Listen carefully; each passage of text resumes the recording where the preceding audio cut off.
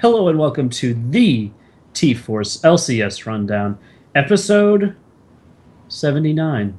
This is your host, Machinor. I'm joined this week by many people. More people than we've had in quite some time.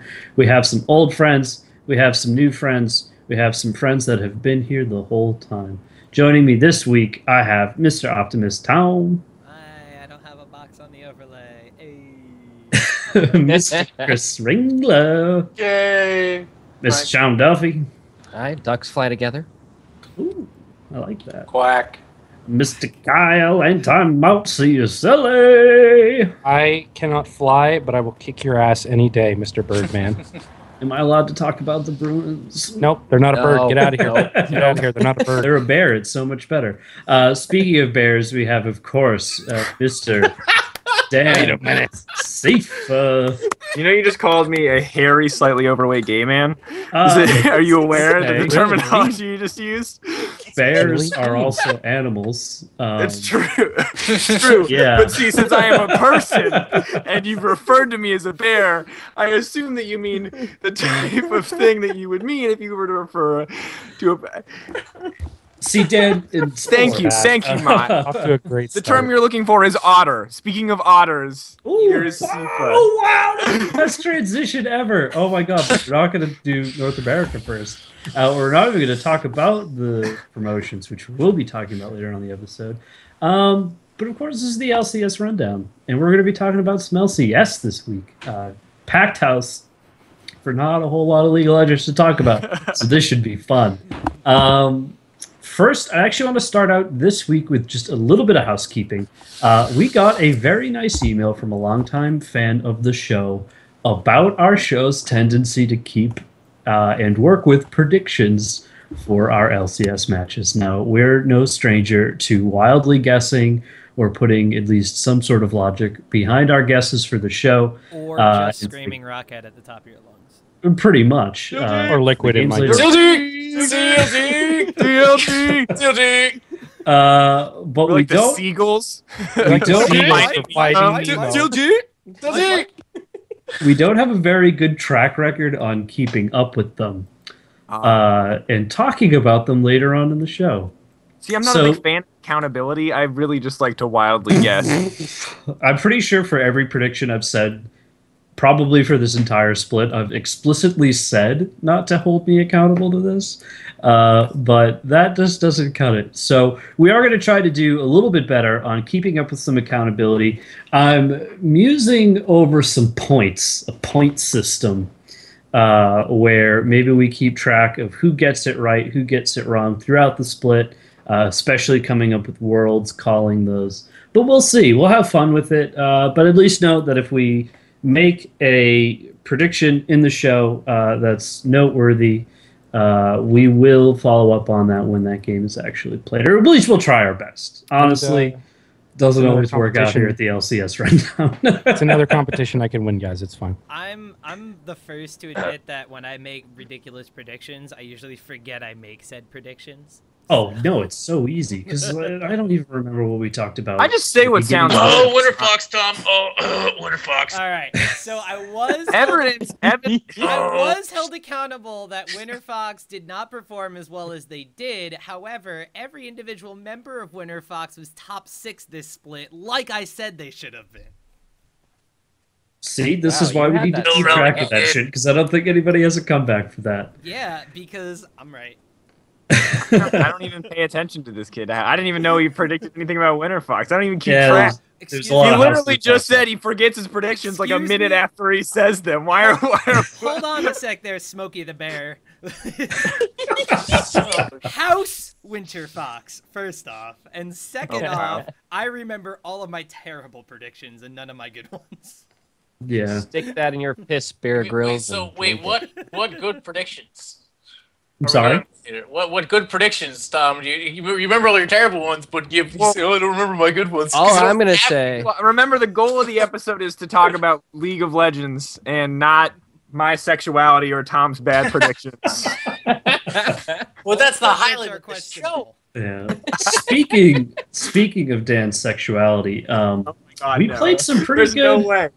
We played some pretty good LCS this week. We lost some people. We lost some people in Europe. We lost some people in North America, but we gained some new friends. So let's dive into this. Who wants to start off with SK versus Gamers 2? Now, if you've been hiding under a rug and didn't know that there was even LCS played this week, well, the Challenger teams who were in the second and third position from the Challenger Series played the teams that were relegated from the LCS Summer Split. So SK Gaming faced up against Gamers 2, and Gamut Gaming versed up against Mouse Esports. Mouse Esports? Mouse Sports. Mouse Ports. Whatever it was, doesn't matter because they didn't make it. Gamut crushed them. SK versus Gamers 2, much more interesting, so let's start there. Oh, man. So, first Where to off, even... There you go. as I said, Tom's got it. it's got to be noted that, so SK Gaming, while not looking the greatest, after being one of the greatest in Europe not that long ago, they definitely had a really big fall from grace this split, and the promotion tournament was just kind of like a culmination of everything SK has really turned into, which is basically like a shadow of their former selves. First off, for the promotion tournament, they got rid of N-Rated, and they replaced him with Noxiac. He used to be a support on MYM. And so you could already tell that this is not going in the right place. Yeah, we're grabbing players from that other team that got relegated. In case you were curious, Because you know they're free now because they got relegated. yeah, it's perfect. Well, he did have a stint on the Challenger team ex nihilo, who went like 2-8 or something like that. Yeah, so that wasn't fun. And Freddy has shown that in a meta of more impactful top laners, besides being able to use your teleport properly and more carry centric in that teleport role, the carry role, Freddy doesn't really adjust very well. And it really comes down to basically the Svenskeren show, with Fox sometimes playing supporting cast, but when you're going to wind up prioritizing very low damage compositions from the mid lane and putting all of your eggs really in the 80 carry Candy Panda basket, SK Gaming showcased that during the end of the summer split that they definitely had a lot of issues, and they really just persisted throughout this entire promotion tournament, where it seemed like their pick and ban phase was a little bit lacking, and even though they were able to overcome that with decent map play, despite never warding, which is kind of the SK go-to mantra, that it still only took one objective fight to showcase they didn't know what they were doing and spiral things out of control against their favor. And additionally, it feels like even when they started to adapt in games 3 and 4, even when they figured out that the Gangplank was a viable pick, they didn't continue to prioritize that. And it just seems like SK just looks unpracticed and unpolished. And I don't know what they were expecting coming into this series, but they didn't seem very attached to keeping their title, because despite fighting back games 3 and 4, despite taking it to a 5-game series, it was just a pretty grim performance. Now, Gamers 2, I mean, admittedly played pretty well today. I think they showed up, they knew what they wanted to do, they picked based around their players. They didn't necessarily go for compositions that were incredibly powerful in terms of meta strength, but went more for comfort picks and individual comfort, which was a good choice overall, and it clearly paid off for them. And what's sad is that with Gamers 2 playing, I think, better than they normally do, and SK Gaming playing worse, we now have Gamers 2 in the LCS, and it's like, I feel like we traded one mediocre team for another mediocre team, unfortunately. It's not like the Orahen story. It's not like, even Gravity, who, I mean, admittedly have fallen from grace a little bit, who at least came up and showed up in their second split. I just imagine, for me, from watching Gamers 2 play, unless they turn around drastically, I just think we're going to have another SK Gaming. Well, I mean, it is good to see Kikis come back into the LCS. He was pretty pivotal. Pivotal? Pivotal? Is that even a word? He was pretty pivotal. He was good in these games on Kha'Zix. It was fun. Pivotal. Anemone. Curse your is finally words. lifted for G2 though. What's How many that? times the curse has finally been lifted for Gamers too though? How many times have they tried to get in? Fifth try? It's like, Yeah, I mean, it's... It was the first And the time- epic tale of guess. Gilius continues, as he's no longer part of the team. Oh, no. The epic Pretty tale much, I mean, is something different. there are some pretty new faces in terms of challenger. We'll get into this, towards the end of the episode when we sort of review the new teams coming into the LCS. But I mean, out of SK Gaming, they were able to pull out 2 games. I mean, do you think this was SK just not getting the right picks? Was it a failure of execution? I mean, this used to be quite the European team. So I think SK's 2 victories were Gamers 2 being unprepared for Freddy playing something that wasn't a tank. And I think it was really about Svenskeren being able to pick a carry-centric jungler and be able to provide some of the damage that the carry threats on SK Gaming just weren't able to provide for the rest of the team throughout the series. You get Freddy on Gangplank in games 3 and 4, and while he wasn't the best Gangplank in Europe, he understood the champion well enough to know that once you build a couple of damage items, barring a interesting Last Whisper pickup on the Gangplank, even though the barrels have their own armor penetration. Don't know if he read that ability all the way, but it basically was like not the optimal item build, although it still works with this kit when it deals physical damage, but it's just not optimal. But between the Gangplank pickup, having an extra late game damage threat, and by Svenskeren, instead of picking the Gragas and being more of like a initiator or an early ganker or something that could facilitate his lanes and like provide basically a front line in fights, picking up the Elise for him and being able to put him on a damage dealing, carry centric, can gank a lane and pick up a kill by herself style jungler, I think that's really what just propelled SK Gaming through this, because when Svenskeren kind of took a lot of pressure off of SK by being a carry, that's when Fox picked up second fiddle and started doing things for SK Gaming as well. And in the 5th and final game against Gamers 2, when the Gangplank was left open and unpicked, the Elise was there, but they kind of went back to more of a less threatening composition by sticking Candy Panda on like the later game carry for the team. It fell apart for them. Yeah, I mean, to your point on Svenskeren, Gamers 2 banned out Rek'Sai all 5 games in Lee Sin 4 of the 5. So they definitely did their research on the team, and when it worked for SK, clearly that's what they were trying to counter. So, I mean, overall, do you guys think this is earned on Gamers 2 part, or do you think it's more of just a fail on SK's execution? How are you feeling about Gamers 2 as a team coming in? Kind of both, I'd have to say, because it was kind of, they were rocky games. SK was looking pretty terrible, and Gamers 2 isn't looking great. I think what Sifa said earlier, of like, cool, you just replaced one mediocre team for another.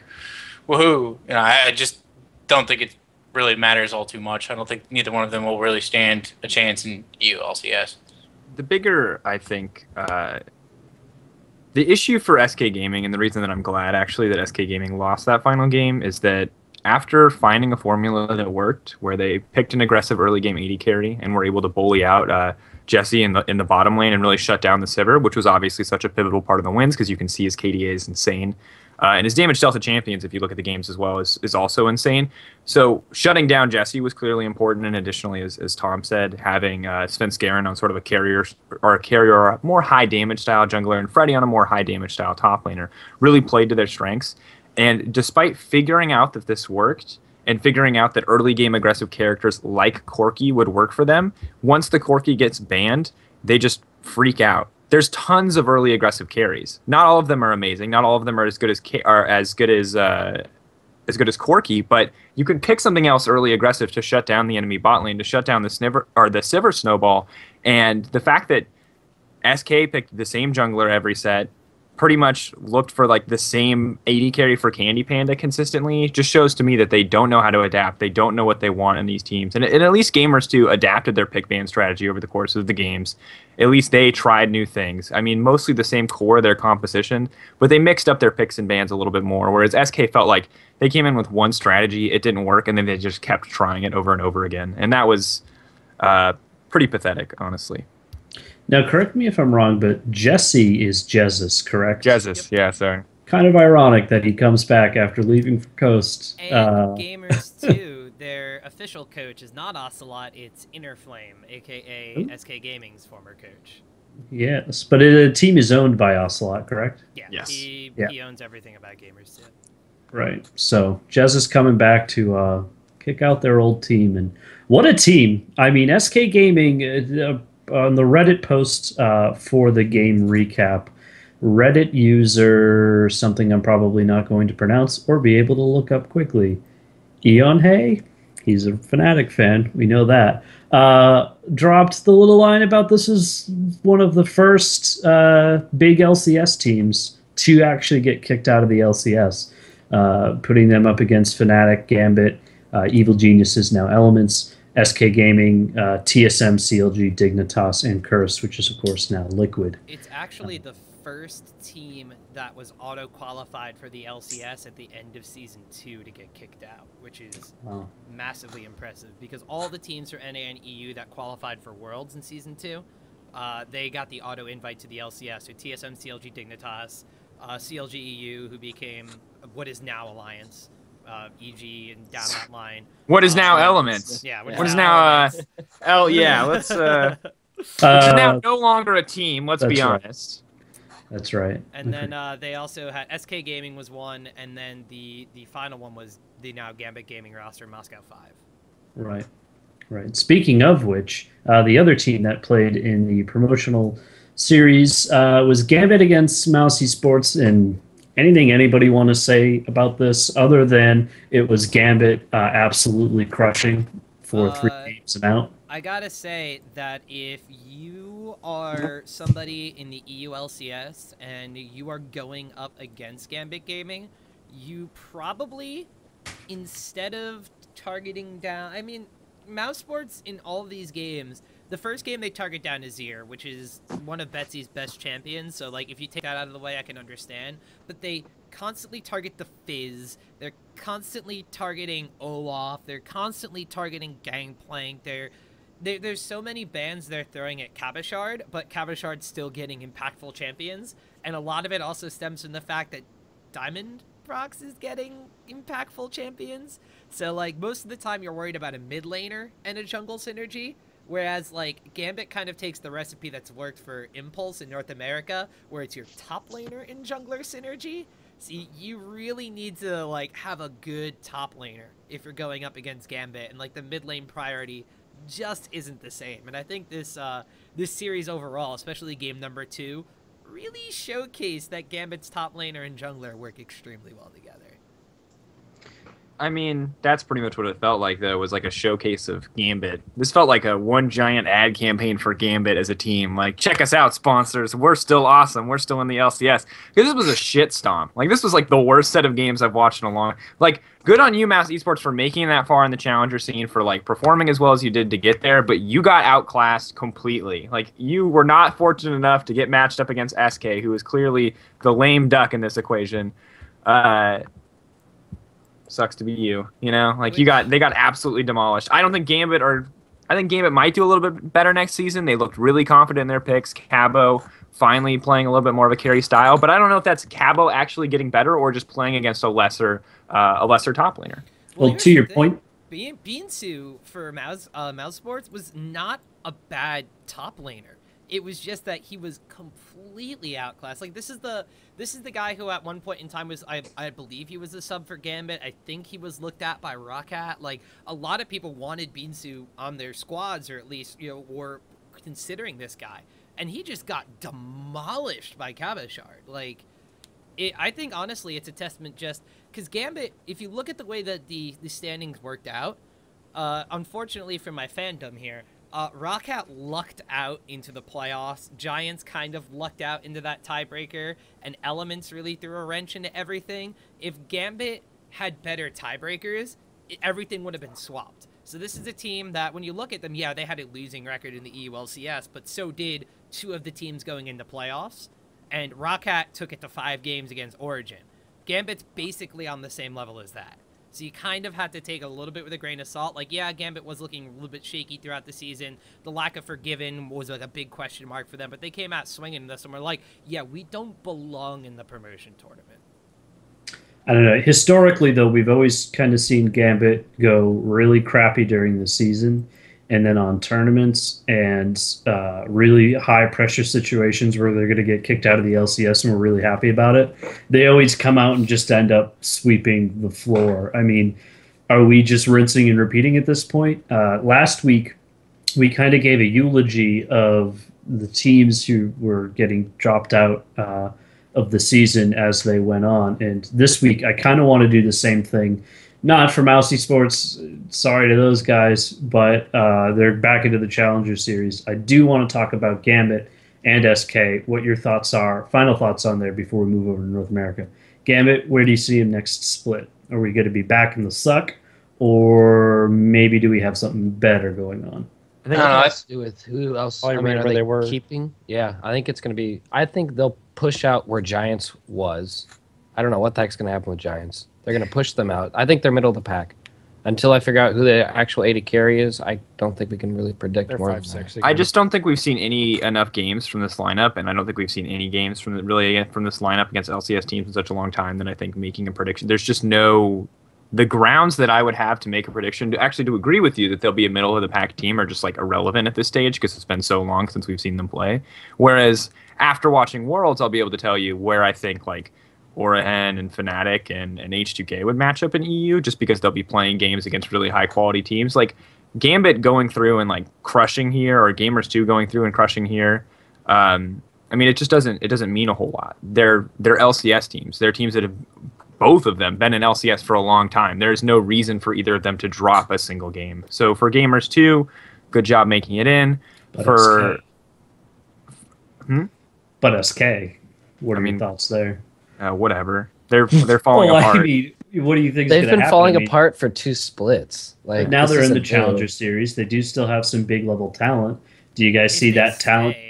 If they stay, they're that's out. the question. Are they going to disseminate into other teams? Well, are they going to stick together? The problem is with like SK Gaming dissolving into either multiple different rosters or staying with a relatively similar roster is like looking at that team, like you have to kind of account for the fact, like, do the players have an ego about where they've been? This is a team that went to Season 4 Worlds. This is a team that was, they were 13-1 at one point in the EU LCS and rocking first place. Like, this is the team that all of a sudden has fallen from grace, and you kind of have to, like, take into account, like, what about the players on the team? Like, we already know that there's a bit of attitude adjustment issues with people like Svenskeren, especially considering the debacle at Season 4 Worlds. So there's some very strong personalities. They're the first team to bring in like a sports psychologist to try to sort through those personalities. And I know there's a lot of outside of the LCS content that has been posted back from when Forgiven left the team and wound up going to Gambit, and all the back and forth between the players over that. So like if you look at it from a standpoint of just pure skill, you would expect somebody to want to grab Svenskeren. You would expect somebody to maybe take a look at Fox. Maybe even Freddy, even though it doesn't really seem like it's his game right now. But, I mean, but you have to also look past just their skill and figure out, like, besides maybe Fox, like, can these players gel with a different lineup? Like, all these players are veteran players. They've been in the scene and been in the LCS for multiple years. So they're going to come into a team and they're going to assume, like, a leadership or, like a senpai role to the team. And, like, you kind of have to figure out, like, what team needs that right now? And, like, the only one I can maybe on the off chance think of is Unicorns of Love. But they've already announced that they're mainly only looking for 80 character. Giants, maybe.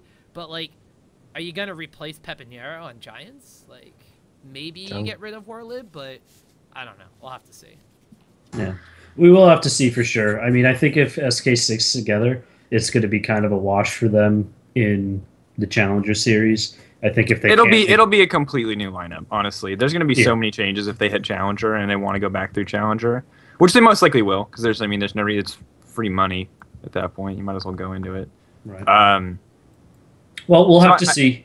We'll have to see what time tells. What time has already told though is, of course, the North American promotions, and we'll dance right over to there right now. I don't want to start here, but we'll start here. Coasts versus Enemy Esports. Again. Right in the feels. If you're a longtime listener of the show, you know 2 things specifically about me, and I want to say at least half of the show. We don't really like Coasts, but we really liked Enemy Esports. Uh, this was pretty much the worst case scenario for everyone involved. Coast taking enemy in a 3-0 sweep. Not the most convincing games though. Enemy's big problem. It is Coast. Enemy's big problem, I think, in this entire series is Flames. Well, I don't know. I would have to say picks. I want to say it's picks and bans, but the entirety of Enemy in this series looked like they were just playing 3 patches behind. Like, you still had them going for poke compositions. You had them going for illusion pickup. You had mid lane Kog'Maw. You had taking team fight champions into known split pushing threats and bad lane matchups. You had them not lane swapping when there was a bad persistent matchup. And then finally in the last game, you had them picking basically what looks like a current meta game, quote unquote, team composition, but still putting their own enemy twist on it and going for poke centric damage in the mid lane that is really powerful in the middle of the game, a late game carry centric AD carry, and then utility, maybe some ganking from the jungler. There was no triple threat comps. There was barely any double threat compositions. Enemy Esports really kind of looked behind in this entire series. That's kind of been the story of them the whole split, though. I mean, I think it's a huge part of it is an organizational problem. In fact, in the middle of the Reddit thread about it, you had an apology from, I think, the manager of Enemy, who was talking about all the terrible things they had to overcome, and they didn't understand how difficult things were, and it really looked like the reason they're so far behind is because they don't have a support staff. They have one sometimes, and then it disappears, and then it comes back or something weird. They don't know where they're going in patches. They have no analyst, from what I can tell. Inox doesn't know what he's doing in the mid lane half the time because he's playing whatever got him into the LCS, but not actually anything relevant anymore.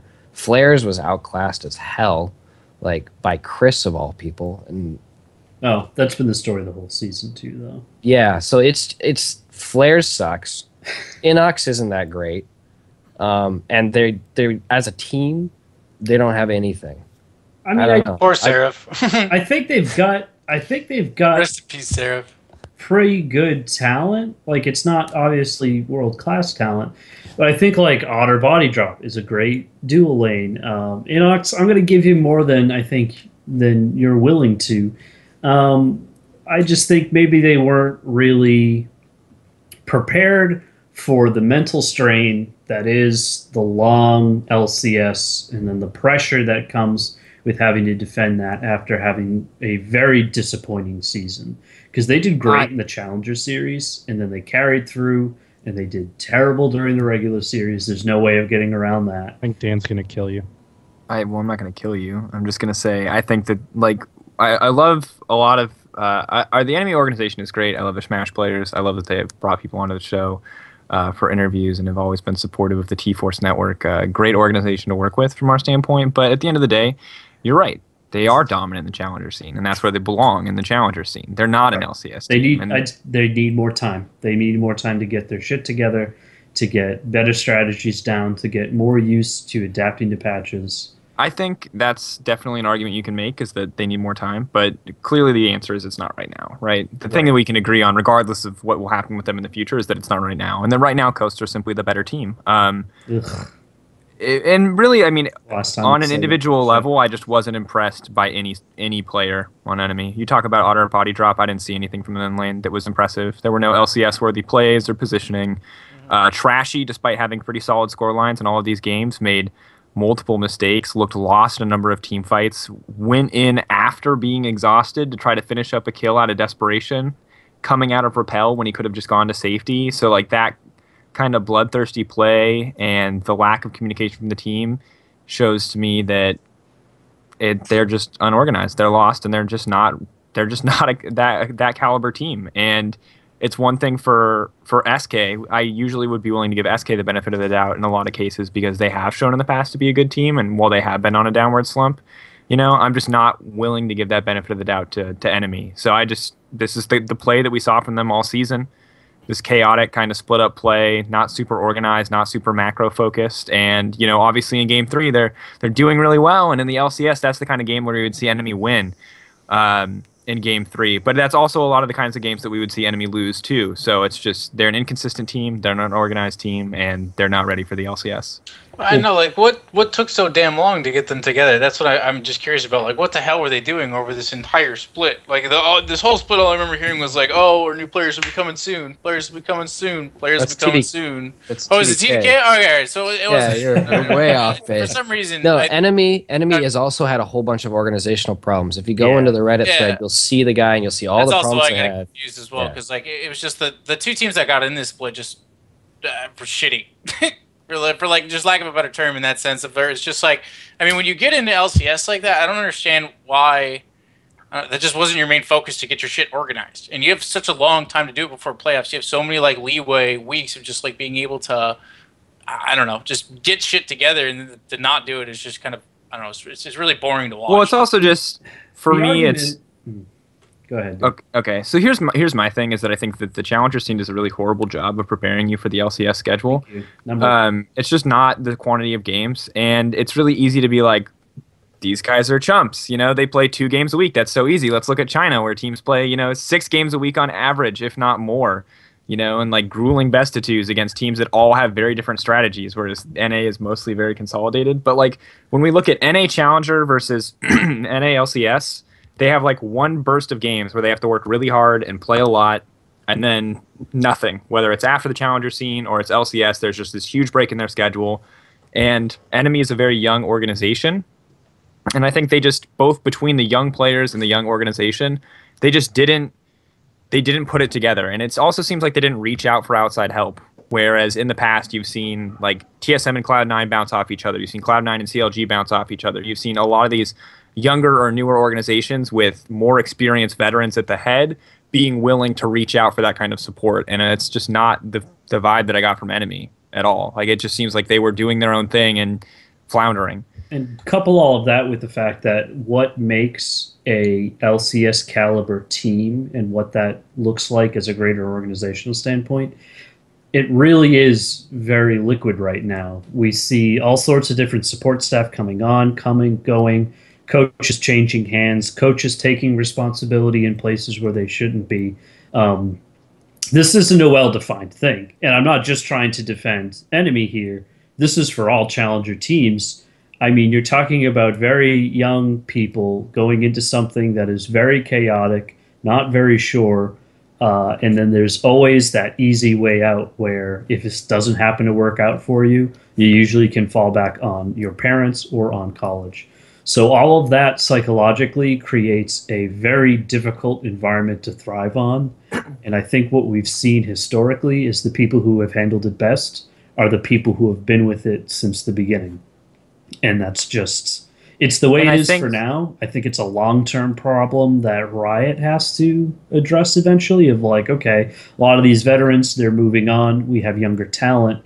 This is a different landscape. How do we address this? Well, I think there's a lot of issues.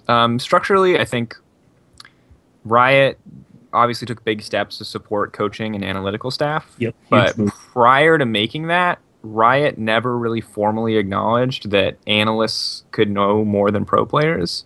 If we look at the analysis desk, you never brought in coaches for Chinese teams, coaches for other teams, coaches on any broadcast. It was always bringing in former pros for the pros' point of view, for the pros.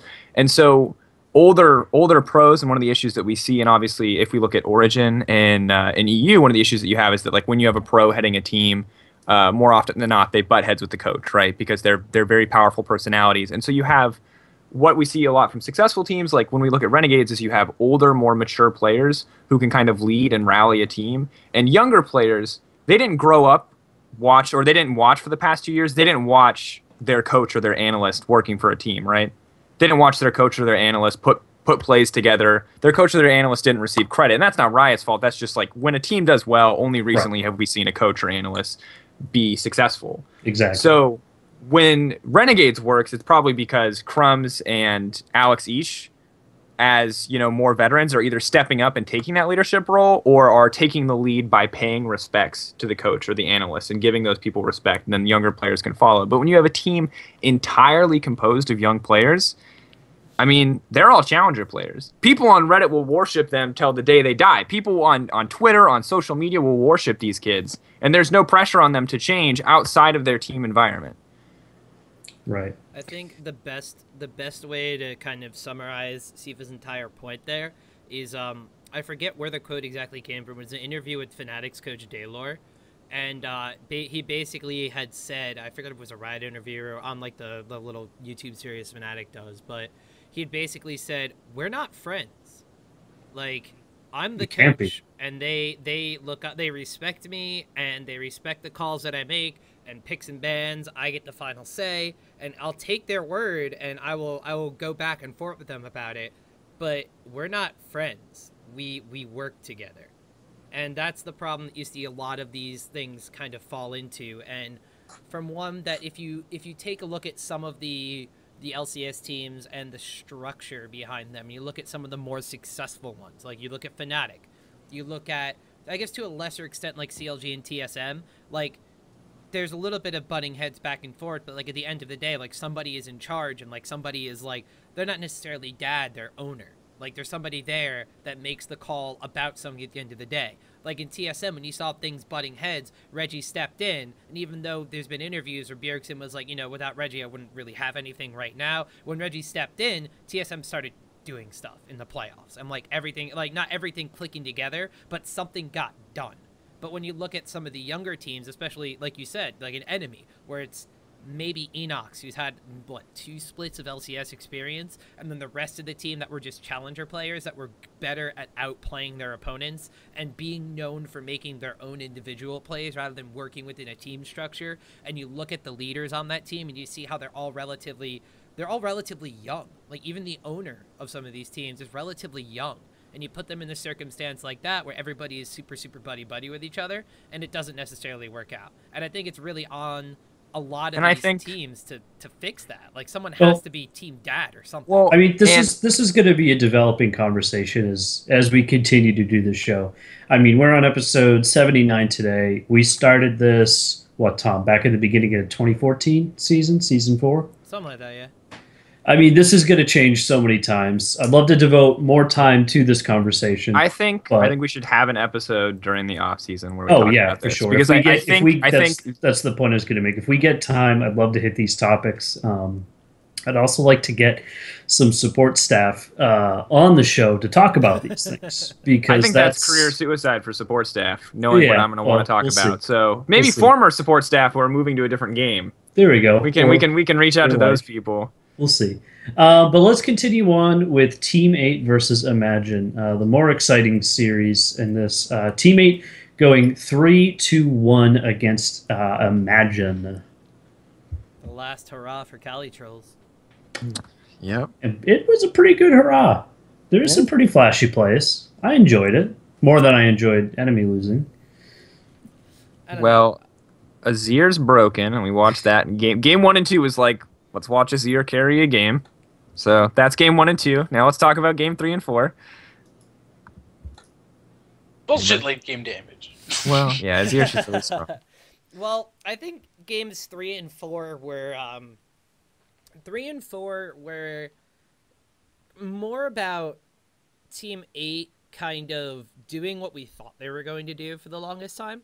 Like, you look at the composition, and they have Nien on Tristana, who has maybe not bullshit amounts of late game damage, but like semi-bullshit late game damage now. You have like a team fighting supporty mid laner picked up with an early ganking aggressive jungler, picked up with a tanky initiating support, and then Cali Troll's kind of doing what he wants to do. And that's kind of what like people would have thought, like, oh, you peg Team 8 as a team that's going to do something like that. Like when they first entered the LCS, it was Slushy on Orianna. Now it's Golden Glue playing Orianna. They have the ability to team fight and the ability to win a game through one of those game-changing shockwaves, and if not, well, then they have Cali Trolls that can kind of split push and do whatever he wants and eventually group up with the team and carry the game himself. And that's kind of... It's not necessarily what happened in this one, because after Imagine's loss in game number 3, game number 4 wasn't exactly the best showing from them. I think they went definitely very threat light, and I think overall, just as a general kind of overseeing of the entire promotion tournament, I don't think Hecarim's that good anymore. But teams as a general overseeing, Chunky Fresh is a really bad top laner, and when you put him on carry style picks every game, the bad top laner is not gonna carry the game. They poured so many resources into this kid every game, and like the only game where it really showed is game 3. Every other game, he does nothing. And Not to mention, all 3 bans from Imagine were the same in every single game, and it was all top lanes. Fiora, Malphite, Gangplank each time. Yeah.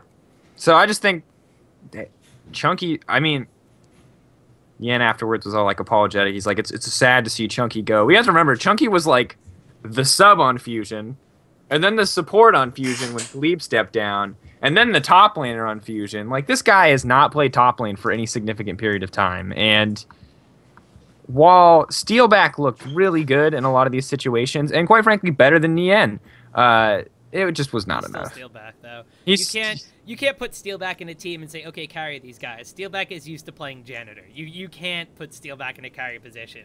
And you can't, I don't know why for the life of me. So, game 2, you put Mandatory Cloud on Azir, and he does things. And between Mandatory Cloud and Steelback, you win a game. And then every single game you lose, you put Mandatory Cloud on Lulu. And you run a 1.5 damage composition. Like, game 3, Chunky Fresh is on Olaf. And alright, Olaf is a pain in the neck.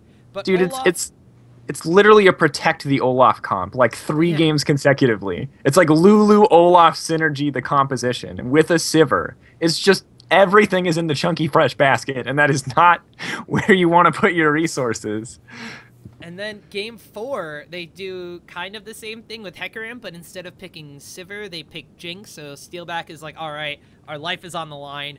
Give me something that can deal bullshit late game damage and that I can maybe carry with. And then they don't even get to the late game with Jinx. I think Imagine is not a bad team. I think Team 8 is not as bad as people chuck them up to be either. And this is kind of just a series of showing that Team 8 has gone from a challenger team to a team with LCS experience, whereas Imagine is a team with players with LCS experience, but those players cannot shore up the challenger weaknesses that they did show. I will go on and say, they also threw together this roster not that long ago. I will go on to say that the person that impressed me the most, despite ManCloud and Steelback being like bigger names on the team, is Move, because this guy literally came out of nowhere. He's only recently gotten challenger like in solo queue. And he just kind of showed up out of nowhere and was like, you know what? I'm a pretty good jungler. And I think he's going to be... I think Imagine, if they stay together with this exact roster, we'll see them this time again in promotions next split. But, I mean, they do have, like, a lot of fine-tuning to do. And one of those things may be getting a new top laner.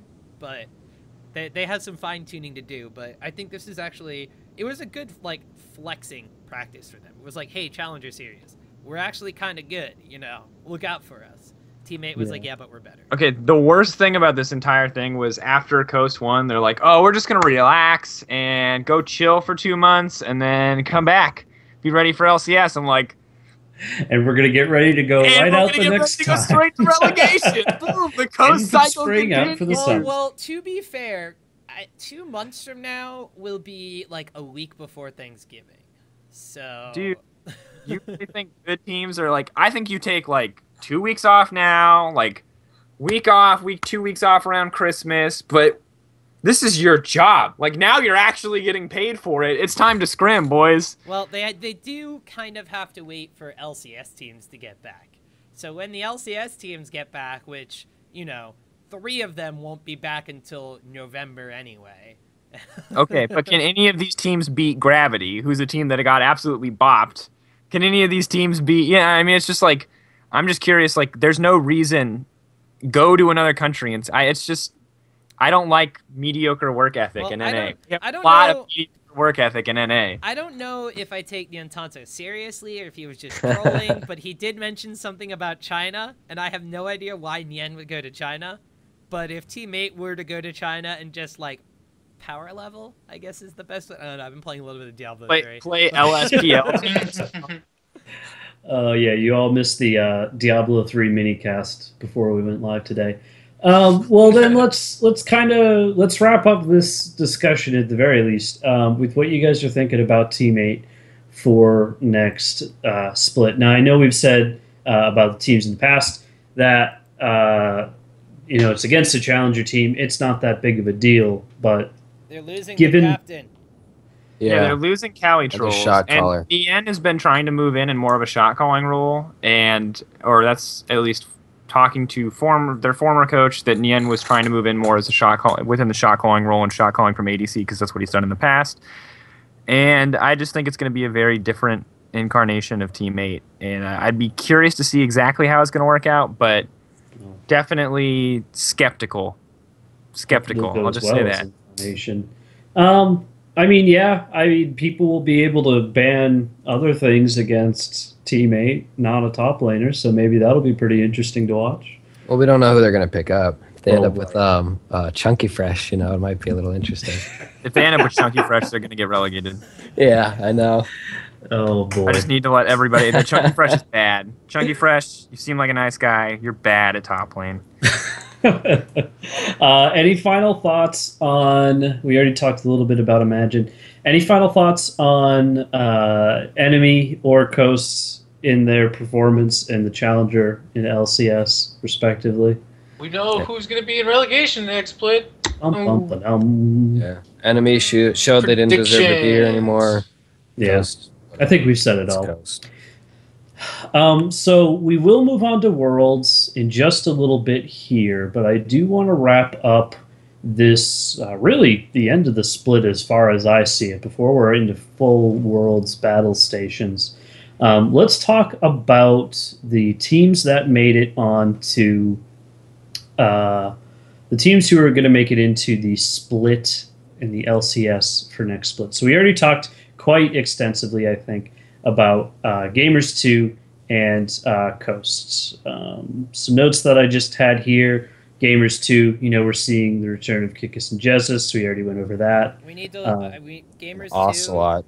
Well, Gamers 2, if there's anybody to look out for, it's going to be Perks, because I think Perks is actually extremely good. And, that's a mid laner from Europe. It's something you kind of have to keep on your radar. I think if anybody is going to be a standout because all mid laners from Europe are great. Yeah, we have like 4 of them in NA, especially the Danish ones. And what's great about the team too is that these players that are coming in from the challenger scene are all pretty relatively new to the scene itself. Most of them with history only really dating back to like mid or late 2014. So new blood coming into the LCS is exciting. Let's just hope that they can keep above the rest of the muck in EU and challenge some other teams. Doubt it'll happen, but we'll see.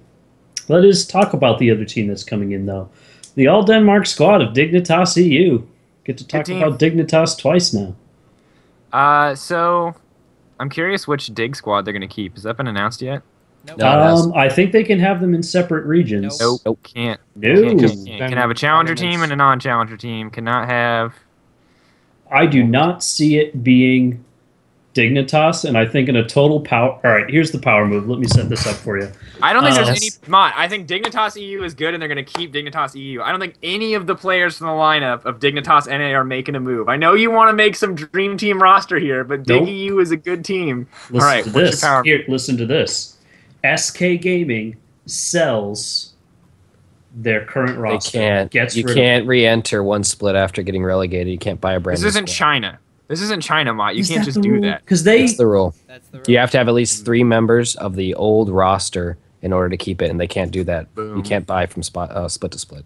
where I was going with that was that Dig EU acquired the whole SK Prime in the beginning of 2015. Directors all of that rule, I'm assuming.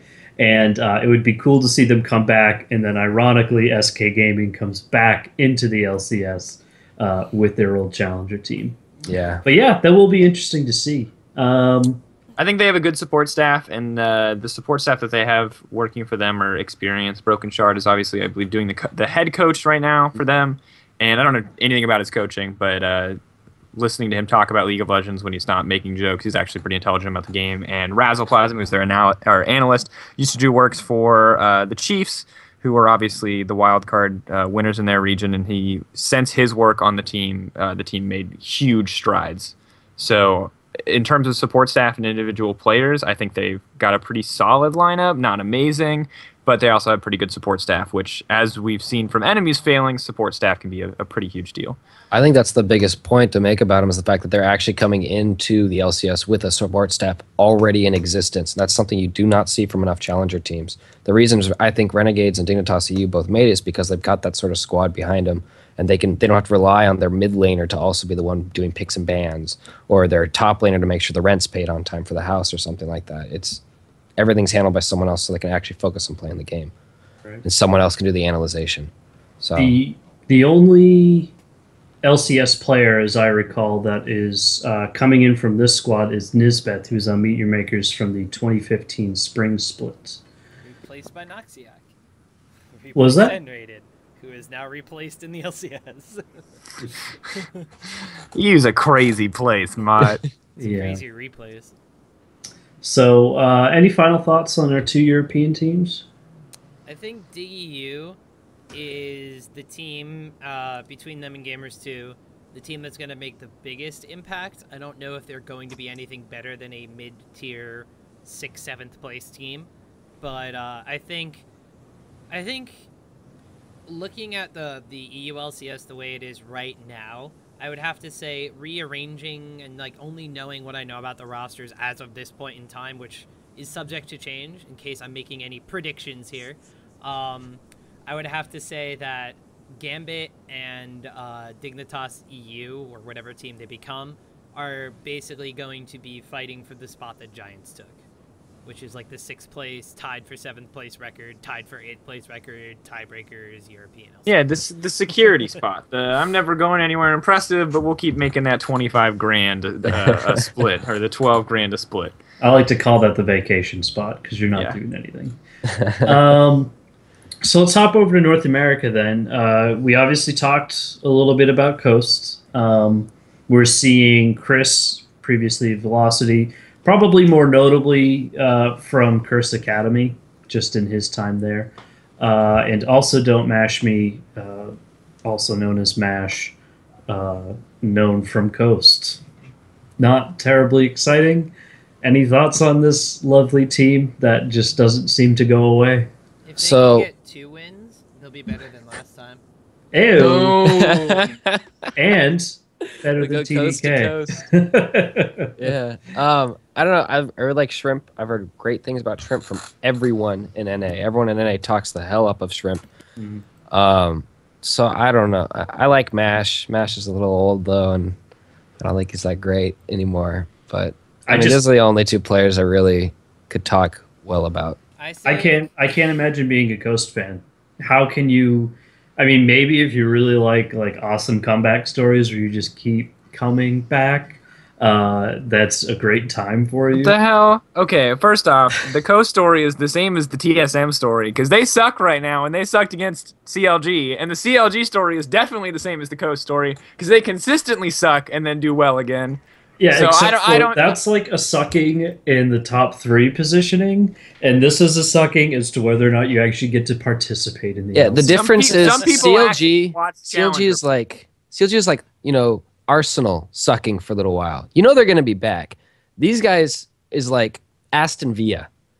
Nobody cares unless you're from there. They're terrible. What are you talking about? I have no idea what you're talking about. But I think that's soccer went right over. I think that's the point. Yeah. I think. Yeah, the whole point is you don't know who. They're totally different. They come in from completely different sides of the coin. Sure. So let's talk about Renegades, though, who's a much more interesting team. Formerly known as Misfits, have had their fair share of drama this season. They were tied up in all the Chris Spowini stuff. They had some stuff with their support player Remelia that came up throughout the season. But they made it through. They auto-qualified. They feature Crumbs, Alex Each, Maple Street. They're co-owned by Monte Cristo, which I don't think you can look at anything big in League of Legends and not see Monty somewhere in the corner with the train whistle. But yeah, I mean, is this team... I want to compare this team to Origin. I'm not making the comparison. I want you guys to compare it to Origin. They're coming in with similar hype. They're coming in with similar talent, excitement. I don't. It's like, think oh no they no no have no! similar Hold on, hype. hold on. I want to, Tom. I know what you're gonna say because I'm gonna say the same thing, but I want to say it better.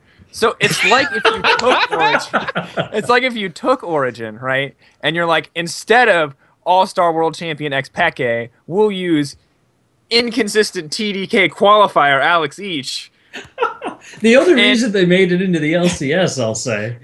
Which is true, and I'm not going to argue that whatsoever. And it's like, when we look at the roster for Origin, it's like, coming in, we have solid coaching staff. We have coaching staff with a big history. We have, an organization that is funded, that is going to get the support it needs. And Renegades, admittedly, looks like a pretty solid organization. I have a lot of faith that Monty knows what he's doing, scandals aside. But we've got Remilio, known as an incredibly emotional player who wasn't even sure that she wanted to stay on the team. We've got Crumbs, who was on a massive downward spiral last time we saw him in the LCS. And we've got, Alex Each, who is admittedly still a pretty solid mid laner, maybe better than some of the mid-tier NA mid laners, but in no way top tier anymore, right? Like, I don't think anyone's going to make that argument.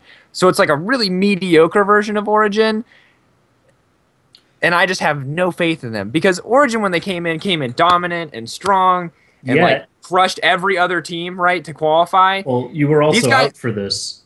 People had no faith in Origin. Had very little faith in Origin. Oh, I think you could simplify your point by saying this is the North American version of Origin. Coast. They're just another Coast. They almost lost to Coast in the qualifier. My fear is that they're another version of Coast. So let's make the comparison to Origin for shits and giggles to entertain Mott, and let's break it down role by role. Ooh, so I like this. I like this. Let's see, top lane. You have Season 1 World Championship runner-up and 3-time Worlds participant, known carry top laner Soaz. And against him, you have, hey, I made this video asking girls to prom because I was Diamond 1, Nidalee main RF Legendary. Ooh, I'm going to give that one to Soaz. No, see, our RF Legendary's got the edge. Close. I'm going. All right, so RF Legendary may or may not be able to backdoor Nexus. We'll find that out soon. But all right, so jungle matchup. All right, so got Crumbs. Is that a euphemism? Yes. Anyway, so we have, let's see, on Origin side, we have Season 4 Worlds participant, solo carry of the Copenhagen Wolves in their inaugural split of the LCS after requalifying / being bought out, all that fiasco, and former overall, TSM jungler, former TSM jungler, amazing. And then we have on the opposite side, Season 2 Worlds participant, downward spiral at the end of Season 4, wound up going back to the challenger scene and finding his place again, Crumbs. And that one might not be that much of a mismatch, although I'm still going to give it to Amazing, because I still don't think that Crumbs can play an early pressure jungler as well as Amazing can. But that may just be me. I don't know if anyone else has thoughts on the jungle matchup, but... No, I think you're right. I'm just going to get bodied. All right. Let's go to the mid lane matchup. All right. So in the mid lane for Origin, you have Season 1 World Champion, 3-time Worlds participant, and runner-up only probably to David Hasselhoff for current sexiest man in the scope of Germany, Xpeke. And on the opposite side, you have Season 2, 3... Worlds participant Alex Itch, who can't, well, I honestly don't know. I mean, Xpeke hasn't looked that great recently, and Alex Itch can style on challenger mid laners that aren't named Power of Evil. So, honestly, well, and to be fair, Origin has like mixed strategies, and the Renegade strategy that's been working for them really well is put everything in the Alex Itch basket. So you could be right. Because the Alex Each is clearly the carry that brought them into LCS. All right. Let's look at the AD carry matchup. So on Origin side, you have brand new newcomer, slightly taller, more blonde version of Reckless Niels. And then on the opposite side, you have one of the best European challenger AD. Oh, wait, they're not using Jebus. They're using Maple Street. Why are you using Maple Street when you have Jebus on your roster? Yeah. Calm And down. well, let's also. I mean, we got to give a lot of credit to Origin's ADC. He did some fucking work this season, right? For a new AD carry in the league, he outperformed a lot of more veteran talents. But that seems to be, I mean, that's a pretty common trend, I feel like, isn't it? EU ADCs, they come in, that first split, they're great, and then they pull a Mr. Ralles or a Woolite, and suddenly they're not so great anymore, except for Freeze or Reckless. Those two Or even Forgiven. Freeze is hella inconsistent. Mr. Raw kind of came back, but I see your point. Yeah. So, I mean, he did EU great. ADCs I are hope he does well again, but we'll see how well he actually does. So Man, I don't I'm know. still. I'm still. I still think you give the edge to Niels way over Oh no, freaking Maple Street. you have Whichever to. one. And this Yeah. is not discrediting Maple Street for Maple Street has good synergy in the bot lane with Remelia, and I think that may be part of the reason why they're using him over Jebus. But at the same exact time, Maple Street seems like he's kind of hit his ceiling cap. And like you look at Niels, you're just like, all right, well this guy's just going off, and he hits his first split. So For those of you who are going to get really confused, by the way, when the LCS does start up, Remelia changed her in-game name to Dreamcatcher. Oh. So if you're like, I didn't know Remelia that. did actually leave. No, she just changed her name. did she? I didn't even know that. She went She back changes like her name 18 like site. hours later. I'm pretty sure. hold on, hold you'll on. figure out it's her because she's a girl. There you go. You mean a grill, right? Either way. okay, way. well, and let's be real. I guess- that girl has Wait. changed her name like 4 times, so don't Either way, hold what on I to was that. actually hold tried on. to do wait, by wait, this we comparison. have one more role, Mike. Oh, Jesus Christ, take it. All right. So in the bot lane, we have Season 3 Worlds participant, banned for toxicity, shot caller, Mithy, and then on the opposite side, Spring Chicken to the LCS, newcomer, Remelia, both of which are really good Thresh players, both of which maybe can play something else. But I'm going to give the slight edge to Mithy in this one just based off of experience and based off the fact that he shot calls for his team. And his team's winning, so hey, look at that. And he's gone to So- Worlds. And I guess I wasn't comparing the skills as much as I was like the story and the Oh, the approach to the narrative. LCS. It's not enough, man. It's not Oh, Well, we enough. can compare it to the Coast narrative. I mean, I probably. think you probably could have summarized everything that you have said with the skill They level in bad. Europe to the skill level of North America, and then just let it be. I just want You, to you just want to be open up- Saltmus Tom for a little bit, you I know? wanted to- Optimus Top. open up a rain cloud, and when Optimus you lifted Salt. your head to drink one of those sweet rain droplets, you just realized it was an oceanic downpour of salt water on your I would parade. expect nothing less from you, Tom. And Dan, too. I always like when You Dan. told me to compare a European team that's going to Worlds to a North American team, period. What side do you Just- think I'm that going to be just on? qualified for Whoa, whoa, challengers whoa, here. whoa, whoa. Them's fighting words. You're right. So either way, Europeans, maybe. how do you place them then? Compare them within their own region. Where do you place them? And this is, I meant to say this earlier, but I'm only going to really hold people to the predictions that I explicitly asked for. Like if you make a general musing, they might be around here. Can't really hold you to that. No information, lack thereof. Unless it's winter. I'm asking you right now to make a prediction, and we'll do. Oh, I'll get some prediction music. This will be sweet.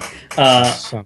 We'll do full-on prediction. Where do you see Renegades placing in the LCS? I'm going to give it to Ton, I'm going to give it to Sean, and I'm going to give it to Dan. Actually, no, I'm not giving it to Dan, because Dan, you might be exploring the world when this actually comes into play, so you don't get to have an opinion. I want an Tom, opinion. Sean, Chris, you guys get this one. All right, there he goes. Thanks, Tom. Yeah, thanks, Mon. It's going on the record. Chris, take me there. Because Tom gets to go last. So I'm going to put a think- cap on this for now. I think bottom 3. To be completely honest, to me, it's really going to rely on Alex. Alex is, I think, their best player, and I haven't What's seen Tom doing? Alex play in a He's long venting. time. So I'm not 100% sure. I really don't think they'll do very well. But I'd like to see them do well because I think they're a cool name owned by a cool organization. But I don't think I agree with you guys earlier. Where Crumbs has been slipping the last time he was in LCS, and I don't think Maple Street's all that good. I mean, I think he's good, but I don't think he's all that great. I don't think he's anything world class or anything like that. To Crumbs' defense, He was on Dignitas. Dignitas worked because they were an emotional team that worked together well. They were all friends. They were all great, and there was a time in the LCS where that's all that mattered. And then things really started to suck, and the emotional for sure roller be a coaster moderator and not an advocate for a point. But Sean, I want to hear your opinion now. Chris, you're Hey done. guys, I want to hear your predictions, but these are my thoughts, and just go with This it. is my thoughts interjecting in your predictions. And now Okay, you hold don't on, get held Chris, to a prediction. What I really want is what a piece of discussion. solid prediction did you have after the point that you had just made? Bottom three plus. Yeah, bottom three, unless it's really going to depend on, in my opinion, Remilia or whatever, Dreamcatcher, I guess now, or whatever it is, and Alex is really what it's going to come on. And it's also going to be the synergy that Alex and Crumbs have, but I don't really know if there will be any. Okay. So bottom three. Great. Are you finished? Yes, sir. May I speak with Sean now? Go, Sean. Let's hear what you have to say. So here's the teams they're not going to be ahead of: TSM, CLG, Gravity, and then the problem with NA is I have no idea who's going to be like half a Liquid's team next split. All right. I have no idea who's going to be 3/5 of TIP's team next split. So I have no data for two entire teams who should be ahead based upon the past split, just based on the current roster, what they have right now. So I'm not going to put them top 4. You can't do that. But I also don't know if I can definitively say bottom half because I don't know what the top half's going to look like because I don't even know who the hell's playing up there. Can you say they make playoffs? And I think they're fighting for that 6th spot, or they're going to be fighting for the vacation spot. So I still think they're going to be bottom half. I think Liquid or TIP or both of them are going to be able to pick up the right players or keep the right players in order to stay competitive and in that top half. I mean, Coast isn't going to challenge them for it. Team 8 might challenge them for the 6th or 7th. So, and I have a huge Monty boner. So I really want them to do well, and I'm going to totally let that influence my prediction and say that they're going to get the 6th place spot. I was going to give you 6 or 7, but you'll narrow your set down. I'm going to pick one. We're going to go all out, balls out. 6. All right. Tom, have fun. I think they'll be 6th or 7th place. That was pretty boring. I was ready for a rant. I was going to pull my headphones off. I was going to wait for the blow. Yeah, I was expecting a walk away. The name isn't I was Rockhead expecting a watermark in the or- chat for a yell. I or wanted to something. know what was the turn left for those of you in podcast land. Those are you very told me that, distinctive. you told me I was gonna go last, so I was just gonna turn around and wait my turn, but then I realized I'd knock my microphone over, so I only halfway turned. I thought he was going to his Brilliant, happy dude. place or 10 out something of because he got moved down the line. It's like, since when am I not the most important on this podcast? Darkness, my old friend. So, Tom, I'm going to actually pin you to this 6 or 7. Well, I'm kind of in the same boat that Sean was, because if Impulse loses Rush, they're not going to be a contender. If Liquid restructures, they might not be a contender. If Gravity restructures, they might not be a contender. Cloud9 is 90% going to have a different jungler, so they may not be a contender after looking at what happened this split. Although, maybe I'll say Cloud9 definitely makes playoffs, so yeah, maybe Cloud9 will be a contender. But you have the 3 teams going to Worlds, and then you have everybody else. Team 8 might not be a contender to challenge them for that spot because they're not going to have their captain. They're going to have to restructure the way they shot call the game, and they're going to have just a new top laner in general, a new roster member. It's a little bit difficult for me to really kind of predict what's going to happen. I mean, part of that may also be because of the whole Cloud9 running the gauntlet thing. So I'm going to, if I had to pick one of them, I would probably say 6th place to be safe. But if they hit 7th place off of like a tiebreaker, or they're definitely in 7th place, like I would not be surprised. Right. So you guys are, for the most part, in agreement. Chris on 7, Sean on 6. That could crack into playoffs. All right. I like Yeah, I can That see would them be, being that like would how be lower half. where Cloud9 was this split kind of thing. Like down in that area and have a miracle play through the gauntlet, maybe if they can get their shit together, but I don't think that they're going to be a contender for most of the split. I think, if anything, if they're going to come together, it's going to be at the end of the split after they get some team synergy. I don't think they're early. The earlier the split, they're going to be pretty bad. I think it's the other way around, personally. I think they might be able to surprise people when they first come out the gate. And I don't know if players like RF Legendary I don't know if he's good enough to adapt to a changing meta throughout a split. That's true. So that's a huge question mark I have. And Vermilia can play enough supports that she won't get banned out, so I think she's going to be okay. Maple can kind of play whatever. Alexich can play whatever. I don't know what the hell Crumbs is going to do, because I'm really not sure how good he's actually going to be in LCS, but RF Legendary is their huge weakness, and I think. One of the big things that we also kind of have to mention, which is like, it seems like a cop-out excuse, but nothing's going to be the same in Season 6. Everything about the... Like, if we saw the difference between Season 4 and Season 5, the jungle was completely changed. Like, lane phase is completely changed. And if we're going even just looking at the patch that Worlds is going to be played on, there are new items, and the top lane is so much more important, and you can play a triple threat composition. And if we just take the knowledge of what we know right now and apply it to Renegades, I can't see them pulling off a triple threat composition with RF Legendary and Crumbs being the top lane jungle duo. But I can see them very successfully carrying off a AD carry mid lane centric composition, where the jungler only is there for early game impact and then sets his lanes on a path for success. So I don't know. And I RF think that's Legendary's. Go ahead. I was just gonna say RF Legendary's he's pretty talented as a player.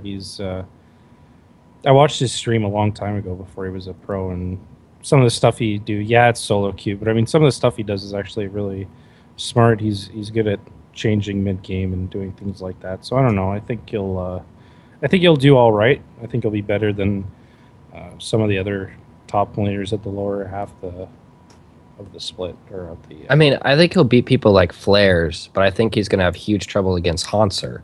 I think even Dyrus would give him a huge run for his money. I think Zion Spartan will literally bend him over backwards and have his way with him. So, I mean, there's actually some decent top lane talent in the NALCS, and that's why I think he's actually going to struggle. He'll beat Chris, maybe. I hope. What's the most interesting to me is to see whether or not Monte Cristo takes a primary role in the team, or if he's just there for name purposes. He is an owner of the team. He's just a co-owner. I don't know. He doesn't have any interest in coaching. He has come out and said he trusts the coach for the team. He has no interest in managing the team outside of in his capacity as owner. So yeah, he won't be pulling a Reggie. Would you say that his sign off on a coaching staff is worth a little bit more than maybe somebody who owns a team and doesn't really care, and maybe just finds somebody who's willing to coach? I think his sign-off's definitely worth more than, Enemy's coaching staff or Coast's coaching staff or something like that. But I don't think it means more than CLGs, TSMs. I think Monty will bring, because from having worked with Monty in the past, he'll definitely bring a sense of professionalism to the team itself and the way the team becomes structured. So I think, if you were to go through, a standard interview process for, a coach, he would shore it up like a job. It wouldn't be like you're talking with a player and seeing how much you know about the game. You'd be talking about Monty, who's the owner, who also knows his stuff about League of Legends, and you would have to show that not only do you know what you're talking about and you can work with the players, but you are a professional and you're going to take that gig seriously, and it's going to be worth every single penny you're paying him from that standpoint. So I think Monty, involved in the process, he can structure the team as much as he wants to. He can find the pieces that he thinks are going to make a professional League of Legends team. But from what the team does from that standpoint forward is, I'm not going to say he could care less, but he has no real hand in that until, it gets brought up to the boss that someone's not doing their job. Yeah, I agree with Tom. Well, speaking of doing your job, the teams who are going to Worlds this year now know what they're playing for. We'll transition and kind of top off the episode with some new information that we have about Worlds. talk about the qualifying teams. I'll just run through the list really quick. If you guys have any comments on those teams, feel free to make them. I don't know if this was released before, but it was new information to me, so I'll share it with you today. We certainly haven't talked about it on the show. It was the prize info released. We have Worlds. This is all in United States dollars. $1 million for the first place, $250,000 for the second place, third and fourth both get 150, fifth and eighth 75, ninth and 12th 45, and 13th through 16th 25. It'd be really cool to see League of Legends do the same thing that the International did, where you can crowdfund a lot of the prize support. Because Or Counter-Strike. Counter-Strike did the same thing. yeah, I think it's just a smart move by Valve, and I think it's a good move, financially too. Because I think not only do players want to support the competitive scene and their favorite players, but some people also just want content. So you get the people looking to support players, and you get the people just looking to buy content in both regards. Can anyone come up with a reason why Riot doesn't do that? Because I've been curious. It seems like it's going over really well, and I haven't admittedly thought about it a lot, but why wouldn't they do something like that? I mean, maybe they look to do it in the future, but right now I'd say it's all about control. I mean, they put out a packaged program that is well produced and put together. And to say that someone's going to now pay for something, and if they paid more than they did last time, now I expect more content. That's maybe something that not only Riot doesn't want to do, but may not be able to do. So it's kind of been Riot's program. It's been Riot's game. They standardize things. They've been bringing more regions in, standardizing them. I think it's just the way they do business. Yeah, I think that if they will implement it, it won't be this year. It's too late in the year to implement it at this point. It's too late to happen. I think they already announced it. They would need to. It would need to be a plan for next year at a minimum. And additionally, we'll see in the future. I think it's a good idea. I don't think there's any reason not to implement it, but it's also, I think, just too late in the season. But I would like to see them move forward with that in the future. Right. So let's hit up the teams that did qualify. I'm going to list every team that has qualified. So some repeats from last week, but of course in Korea we have first seed SK Telecom T1, second seed Ku Tigers, third seed KT Rolster. China we get LGD. In first seed, second place Edward Gaming, third place Invictus Gaming. The Taiwan, Hong Kong, and Macau. We've got AHQ and we've got the Yowie Flash Wolves. North America, of course, we have CLG, TSM, and They're not Yowie. No Yowie Flash Wolves. No Yowie. No, it's just Flash Wolves. Just I was Flash not allowed to Wolves? get away with it, but it's just Flash Wolves. Yeah. It's just Flash Wolves, just the Flash Wolves. The Yowie is the sponsor, which is no longer there. I think Yowie is still a sponsor, it's just no longer a title sponsor. Flash Wolves, it is. Yoey's still on their uniforms, but maybe not. Maybe they're just old uniforms. Who knows? No, nothing else. All right. I Europe, needed to make the thoughts of the entire Taiwanese region known. Europe, we have Fnatic, H2K, and Origin. Very familiar with those teams. And the International Wild Card Qualifiers, words today, most days actually. We've got the Bangkok Titans and we got Pain Gaming. Any thoughts? Those are our people.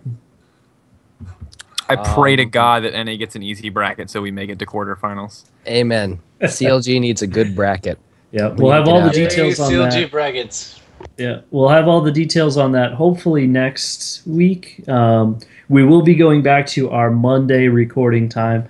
So I believe we get all the juicy details on the group stage pick-ins on the 12th, which is Saturday.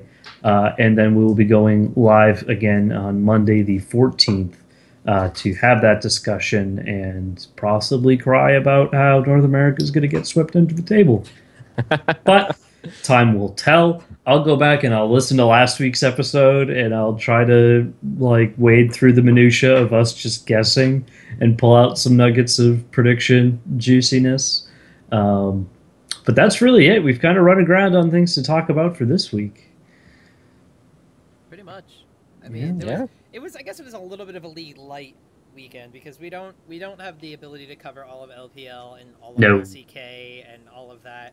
So we really just had the promotion tournament. So it's called the LCS Rundown for a reason. yup. So Hey. we get world group draws show on Saturday, and then we on Monday we get to talk about the Worlds groups, and then we get a little bit of like a week and a half break before Worlds starts. Yep, just about. I think the first games are played the first week in October, and we'll hit it from there. That's going to be our entire month, is all Worlds coverage. It's always a super stressful time, but we absolutely love it. It's a lot better than sleep till Berlin. Da-da. that's good. We should get that going.